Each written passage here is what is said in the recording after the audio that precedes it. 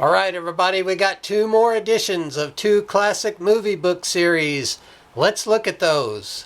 Hello, everybody. Another little update here from the man who has to have everything. That would be me, trying to live like a king on pennies. I'll show you how. Anyway, so here we go. Today at half price. This was a Monday. I had other things to do today, but managed to get over there and picked up this Portrait of a Lady by Henry James. I'm trying to fill out my Henry James collection a little bit because I really want to get into Henry James now. Look at that paragraph. Just goes on and on and on. That's awesome. Yeah, look at that. That paragraph is, the entire page is a paragraph. That's awesome.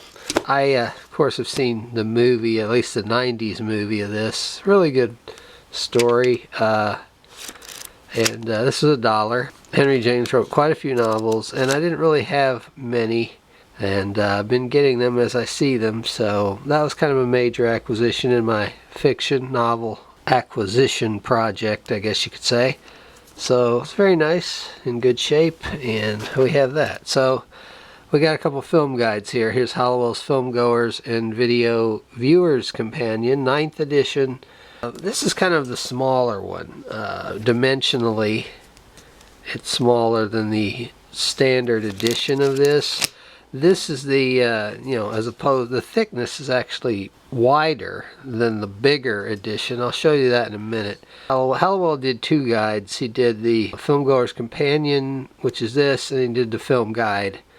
This one is just a film encyclopedia. Before the internet, before you could look up film terms, you'd have a book like this. It would talk about famous people in the movies and also concepts. This one mainly has filmographies of prominent film people, actors and directors and the like, but also will have the definition of terms, famous film terms and concepts and technologies or whatnot. So here's the Film Goer's Companion that I have. This is the later 12th edition. John Walker did this one. I actually prefer this one because this one fits a little bit better on the shelf. It's like, well, how can that be? This one's bigger than this, but this one's thicker, see? By having the bigger dimension width and lengthwise, it was able to cut down the thickness. So I may end up selling this one because I think some of these guides now have a nostalgia value for people and they're becoming a little less common to come across. This one's actually, this older one I have, or at least older in terms of me having it, is actually in better shape. Anyway, there's no difference between these two guides, and at any rate, in the age of the internet, these are redundant. I don't really need these, so having one will be enough. And of course, I already have several editions of the film guide. Here's one of the original Hallowell guides. Here's one that John Walker did after Hallowell died. I've got a really old one down here somewhere. There, this one. This one's kind of fallen apart. Doesn't have the dust jacket anymore. That's an old 1977 original.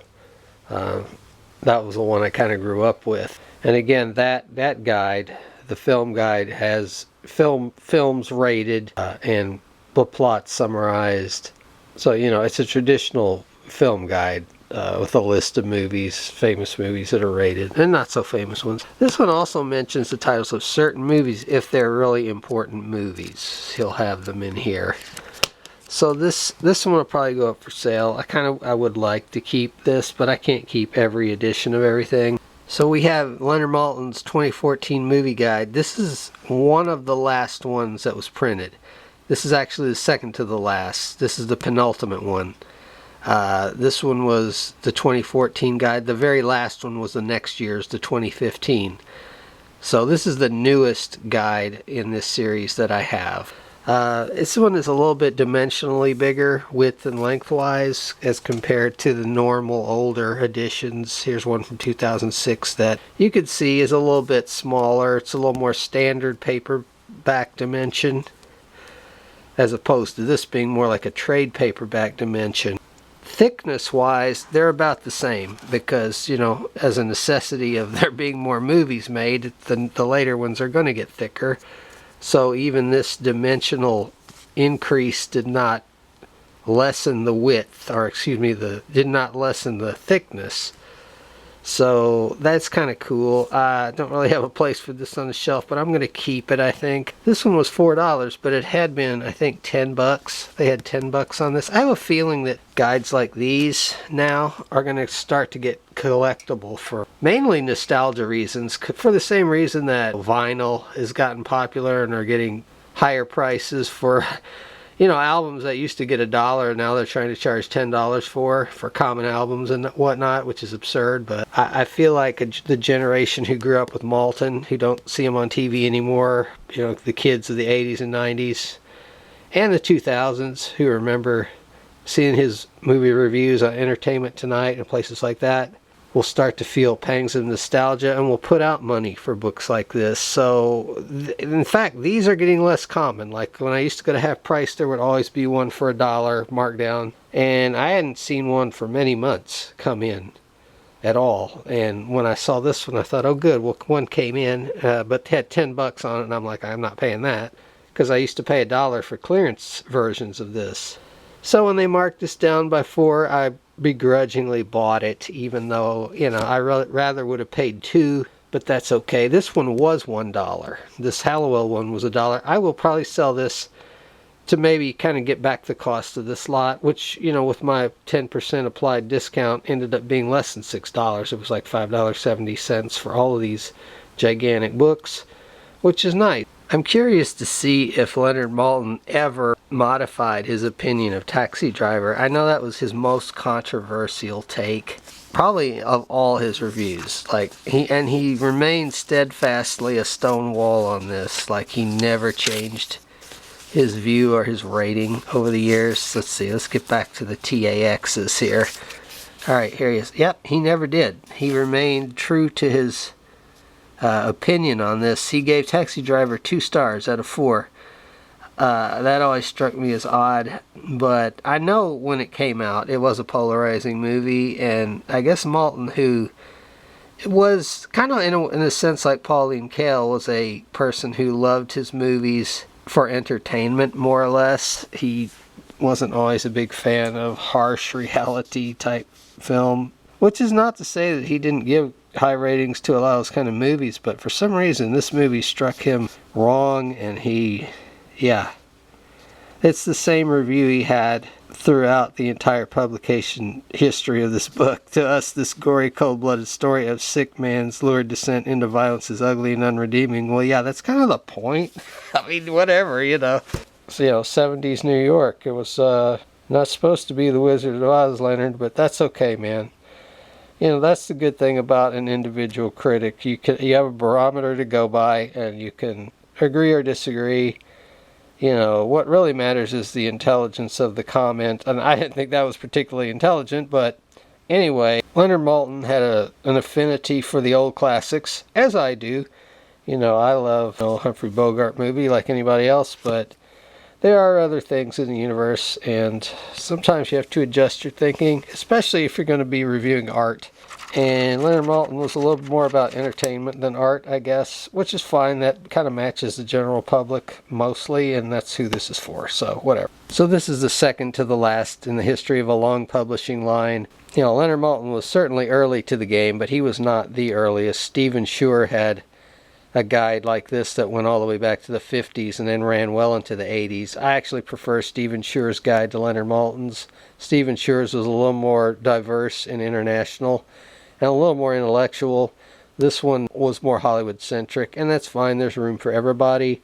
And, these were especially essential before the internet and even after, because you like to have the opinion of one person, more or less, even though this was written by, let's be honest, it was written by a number of people. Leonard did not write all these reviews, and this is well known. But anyway, it's all under his tutelage. I'm sure an opinion didn't get in unless he agreed with it, because that's the whole point of having a single authorship work. So apart from the nostalgia factor of having these, or just the collectability factor, what reason would one have 2024 to have books like this, given that we have the internet and can look up everything within seconds? Well, literally yesterday I had to look up something, and I was trying to look it up on the internet, and I wasn't finding the answer really quick. And I literally went over to my bookshelf, pulled up a book, got the answer like immediately. So that was faster than looking it up on the internet. And the other thing is, I think the thing I was looking up on the IMDb, the Internet Movie Database. And, you know, the Internet Movie Database used to be much more simply organized. Now they bury a lot of their key information, like crew information.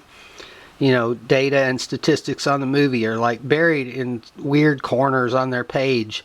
Their page is now so crammed with commercial stuff that it's hard to find the actual data that you're looking for on there now.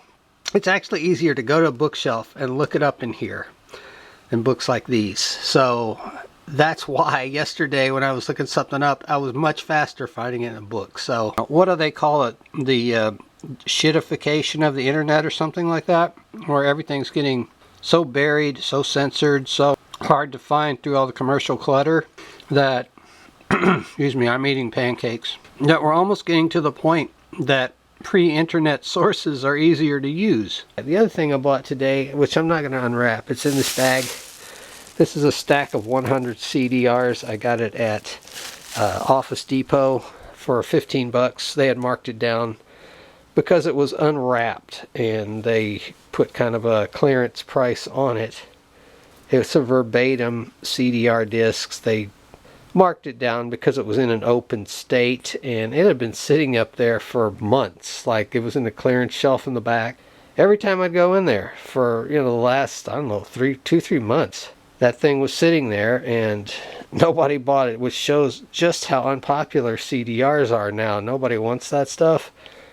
And I would rather have actually paid less than 15, but if you go online on eBay, 15 is about as low as you're going to get. And plus, you know, there was no shipping with that. So I think overall that was a better deal for me. And I had to make some CDRs for one of my pals on here because I promised him I'd send him, you know who you are, sir.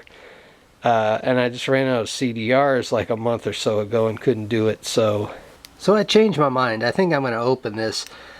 For some reason, this stack is without its spindle tower that, you know, the discs can be stored on. I have several of those back in the storage room. Here's one. I don't even know if this is a full 100, so I'm not sure why it got separated, why it was this way. You know, I asked them if it turns out if these are scratched, can I bring them back? And they said yeah. So you know, I don't know what the story is on why this is like this. You know, but I'm gonna, you know, it was a bargain, so I got it. So I'm gonna go ahead and put it on here.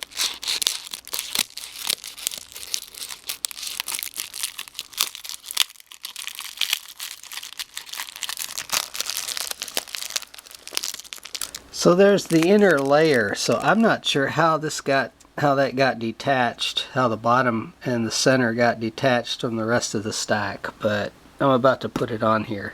So the first disc I'm looking at random that I pulled off here looks perfectly fine, so I'm assuming that these are going to be okay.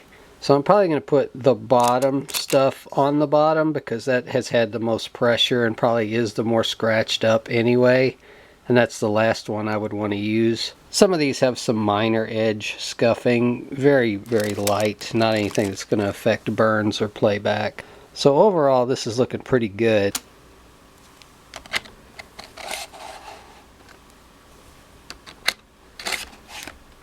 So I was right, this one on the bottom is in pretty bad shape. It's really scuffed up and there's some kind of frosting on it, like there's been some chemical interaction with the bottom.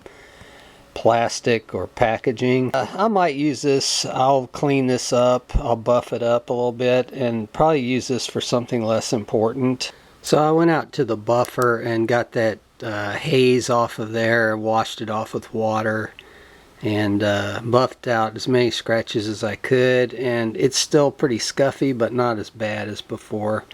It won't affect being able to burn this or to store media on this. So there we have it. We have our nice little stack. I don't know if it's a full 100, but it's pretty close. It's a pretty good deal. Put that on there. And I'm going to start burning some CDs because I've got a lot of music on my computer. So there you go.